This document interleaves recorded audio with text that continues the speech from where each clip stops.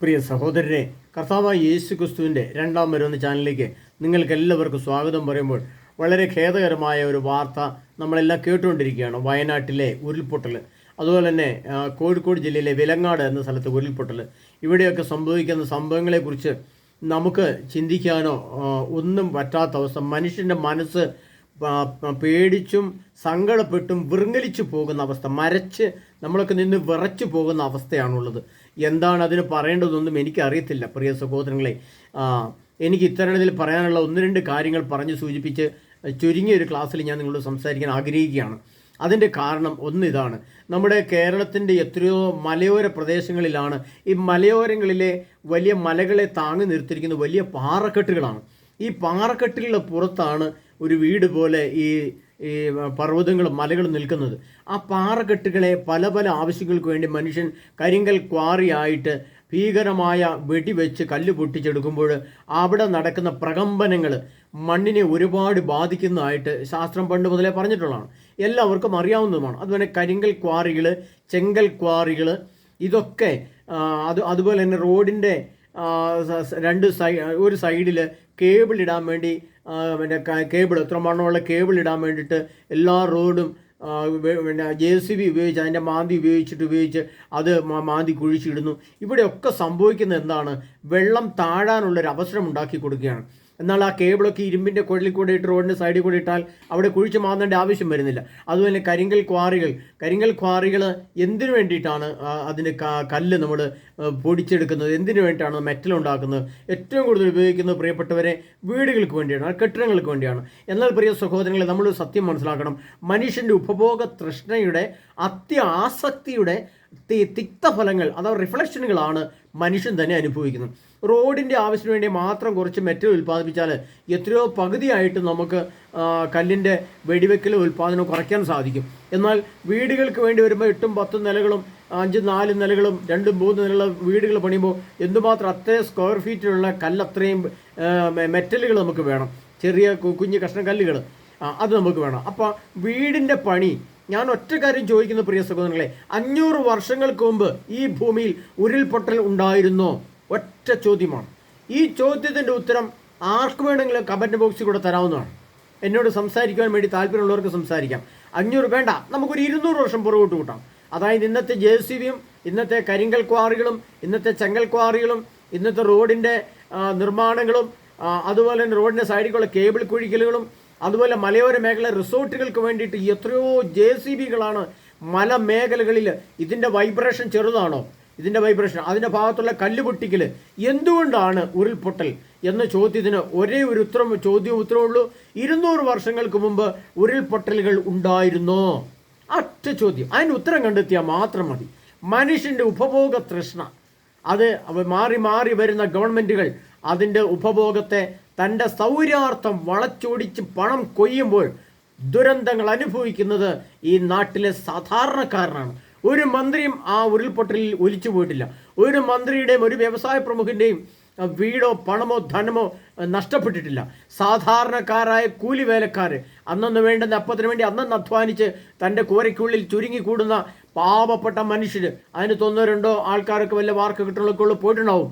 പക്ഷേ ഏറ്റവും കൂടുതൽ പ്രകൃതിയുടെ അല്ലെങ്കിൽ ഒരു ഗവൺമെൻറ്റിൻ്റെ അല്ലെങ്കിൽ ഒരു സംവിധാനത്തിൻ്റെ ദുരന്തം അനുഭവിക്കുന്നത് എപ്പോഴും സാധാരണ ജനങ്ങളാണ്, പാവപ്പെട്ട ജനങ്ങളാണ്.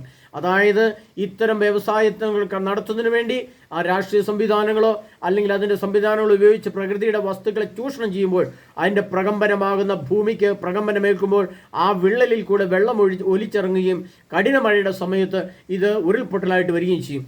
എൻ്റെ ഓർമ്മയിൽ, എൻ്റെ പ്രിയ സഹോദരങ്ങളെ, എൻ്റെ ചെറുപ്പകാലത്തിൽ 60 വയസ്സിനുള്ളിൽ ചെറിയ കുഞ്ഞു ഉരുൾപൊട്ടലുകൾ ഇതിലെയും വല്ല കാട്ടിലൊക്കെ ഞാൻ കേട്ടുള്ളൂ. ഇത്ര വ്യാപകമായ രീതിയിൽ, ഇത്ര ഭയാനകമായ രീതിയിലുള്ള ഉരുൾപൊട്ടലുകൾ എൻ്റെ ജീവിതത്തിൽ, എൻ്റെ കാലഘട്ടത്തിൽ, എൻ്റെ ജീവൻ്റെ ഈ വയസ്സിനുള്ളിൽ ഞാൻ കേട്ടിട്ടില്ല പ്രിയ സഹോദരങ്ങളെ.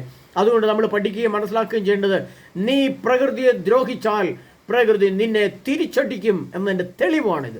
അതിനാൽ നമ്മുടെ ബുദ്ധിയിൽ അല്പം ജ്ഞാനവും വിവേകവും നമ്മുടെ ഗവൺമെൻറ്റുകൾക്കുണ്ടായാൽ കൊള്ളാം. ഇല്ലെങ്കിൽ ഇതിൻ്റെ തിക്തഫലങ്ങൾ ഈ സമൂഹം, ഈ രാജ്യം, ഈ ലോകം അനുഭവിക്കുക തന്നെയും. ഇനി അതുപോലെ തന്നെയാണ് പ്രിയ സഹോദരങ്ങളെ വരാനിരിക്കുന്ന യുദ്ധങ്ങൾ. മുല്ലപ്പെരിയാറിൻ്റെ അനുഭവം ഇത് തന്നെ. പ്രിയ സഹോദരങ്ങളെ, എത്രയും പെട്ടെന്ന് ഈ അനുഭവം കണ്ടും കേട്ടും പഠിച്ച സർക്കാരിൻ്റെയോ ജനത്തിൻ്റെയോ രാഷ്ട്രീയ സംവിധാനത്തിൻ്റെയോ അകക്കണ്ണും പുറക്കണ്ണും തുറക്കാൻ മുല്ലപ്പെരിയാറിലേക്ക് നോക്കി തുറക്കുമോ എന്നൊരു ചോദ്യം കൂടി ഞാൻ ചോദിക്കുകയാണ്. അതിനാൽ പ്രിയ സഹോദരങ്ങളെ, ഒരു കാര്യം കൂടി നിങ്ങൾ പറയാൻ ആഗ്രഹിക്കുകയാണ്. ആരും ഒരു ധനസഹായവും ഈ വിഷയത്തിന് വേണ്ടി ചെയ്യരുത് എന്നാണ് എനിക്ക് നിങ്ങൾ പറയാനുള്ളത്. ഒരു ധനസഹായവും ഇവർക്ക് വേണ്ടി ചെയ്യരുത്. ഈ ഗവൺമെൻറ് സംവിധാനങ്ങളിൽ കൂടിയോ അതിൻ്റെ ഓഫീസുകളിൽ കൂടിയോ ആ സംവിധാനങ്ങളിൽ കൂടിയോ ഒരു പൈസയും ആരും കൊടുക്കരുതെന്നാണ് എനിക്ക് ആഹ്വാനം ചെയ്യാനുള്ളത്. എന്നാൽ നിങ്ങളുടെ എല്ലാ സഹായം ധനവും പണവും നിങ്ങൾ നേരിട്ട് കൊണ്ട് കൊടുക്കാൻ പറ്റുന്ന സമയത്ത് കൊണ്ട് കൊടുക്കണം. കണ്ണുനീര് നോക്കി കൊടുക്കണം. പ്രിയപ്പെട്ടവരെ, ഓരോ മനുഷ്യൻ്റെ കവിളിലേക്ക് നോക്കണം, അവൻ്റെ കണ്ണുനീർ ചാലിലേക്ക് നോക്കി അവൻ്റെ കൈകളിൽ വെച്ചു കൊടുക്കണം നിങ്ങളുടെ ഓരോ അപ്പക്കഷ്ണവും ഓരോ രൂപയും. പ്രിയ സഹോദരങ്ങളെ, 5 ലക്ഷമോ 10 ലക്ഷമോ ആരെങ്കിലും ഒന്നുകൊണ്ട് കൊടുക്കാൻ വേണ്ടി തയ്യാറാവുന്നു എന്നുള്ളതല്ലാതെ അവൻ്റെ കണ്ണുനീരൊപ്പം തക്ക വിധത്തിൽ വീട് നഷ്ടപ്പെട്ടവന് വീടും പറമ്പും കൂടെ കൊടുക്കാൻ സാധിക്കുമോ? അവൻ്റെ ഭവനം നഷ്ടപ്പെട്ടെങ്കിൽ ഭവനവും അതിൻ്റെ സംവിധാനങ്ങളോടുകൂടി കൊടുക്കാൻ സാധിക്കുമോ? അതിന് 2 ലക്ഷമോ 3 ലക്ഷമോ 1 ലക്ഷമോ ഒരു പക്ഷേ ഒരു 5 ലക്ഷമോ ഒക്കെ കൊടുത്താലും അവൻ്റെ കണ്ണുനീരിനെ ഒപ്പാൻ ആർക്കും സാധിക്കില്ല. അതുകൊണ്ട് നിങ്ങളുടെ 1 രൂപ മുതൽ 1 കോടി വരെയുള്ള രൂപയായാലും പ്രിയ സഹോദരങ്ങളെ, ഈ വ്യക്തികളെ കുറേ കഴിയുമ്പോൾ കണ്ടെത്തി ആ നാട്ടിൽ ചെന്ന് തൻ്റെ കയ്യിലിരിക്കുന്ന വാഹനത്തിലിരിക്കുന്ന ഭക്ഷണപ്പൊതിയും വസ്ത്രവും പണവും നേരിട്ട് അവൻ്റെ കണ്ണീർ ചാല് നോക്കിയിട്ട് കൊടുക്കാൻ നമുക്ക് ബുദ്ധി ഉണ്ടാകണം. കാരണം ഇതിനു മുമ്പുണ്ടായിരുന്ന പ്രളയങ്ങളിൽ സമാഹരിക്കപ്പെട്ട കേരളത്തിൻ്റെ പണം, വിവിധ ആളുകൾ കൊടുത്ത പണം ധനസഹായം കൊടുക്കേണ്ടിടത്ത് എത്തിയിട്ടില്ല എന്ന് നമ്മൾ വാർത്തകൾ കേൾക്കുമ്പോൾ എത്ര ദുഷ്ടതയോടെയാണ് ഈ സമൂഹം ഈ വേദനിക്കുന്നവരെ നോക്കിക്കാണുന്നത് മനസ്സിലാക്കിയാൽ മതി. അതിനാൽ ഈ പ്രിയ സഹോദരങ്ങളെ, എനിക്ക് നിങ്ങളോട് പറയാനുള്ളത് ഇതാണ്. ഒന്ന്, എന്തുകൊണ്ട് ഉരുൾപൊട്ടലുണ്ടാകുന്നു? 200 വർഷങ്ങൾക്ക് മുമ്പ് അല്ലെങ്കിൽ 500 വർഷങ്ങൾക്ക് മുമ്പ് ഉരുൾപൊട്ടലുണ്ടായിരുന്നോ? 2, എന്തുകൊണ്ടാണ് ധനസഹായങ്ങൾ ഇവരുടെ കണ്ണുനീർ ചാലുകളിൽ എത്തിച്ചേരാത്തത്? 3, ഇനിയും ഇത് മുല്ലപ്പെരിയാറിനെ നോക്കി നിങ്ങൾക്കൊരു തീരുമാനം എടുക്കാൻ പറ്റുമോ? അതിനാൽ പ്രിയ സഹോദരങ്ങളെ, ദൈവമായ കർത്താവിനെ പലരും ഇതിനിടയ്ക്ക് കുറ്റം വരുന്നതൊക്കെ ഞാൻ കേൾക്കുന്നുണ്ട്. പക്ഷേ ദൈവം മനുഷ്യരൂപത്തിൽ വന്ന് സഹായിക്കുകയാണ്. പക്ഷേ ഉരുൾപൊട്ടലിൻ്റെ കാരണം ഉണ്ടാക്കി വെച്ചത് ദൈവമല്ല എന്ന് നിങ്ങളോട് ഞാൻ പരസ്യമായി പ്രഖ്യാപിക്കുകയാണ്. ദൈവം ഒരിക്കലും കരിങ്കൽ കോറുകളോ പാറമടകളോ തുരങ്കങ്ങളോ ഉണ്ടാക്കാൻ ദൈവം ഒരിക്കലും ഒരു സമൂഹത്തിനോ മനുഷ്യനോ വ്യക്തിക്കോ സ്വാതന്ത്ര്യമോ അനുവാദമോ കൊടുത്തിട്ടില്ല.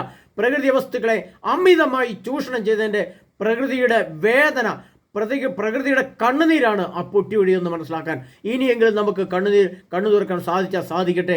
അതിനാൽ മുല്ലപ്പെരിയാറിലേക്കൂടെ നമ്മുടെ കണ്ണുകളെ നോക്കുവാൻ ദൈവത്തിൻ്റെ ആത്മാവ് നിങ്ങൾക്ക് ജ്ഞാനം വിവേകം തട്ടെന്ന് ബാധിച്ചുകൊണ്ട് എൻ്റെ വാക്കുകളെ ഞാൻ യേശുവിൻ്റെ നാമത്തിൽ ഉപസംഹരിക്കുകയാണ്. പ്രിയ സഹോദരങ്ങളെ, ആമേൻ.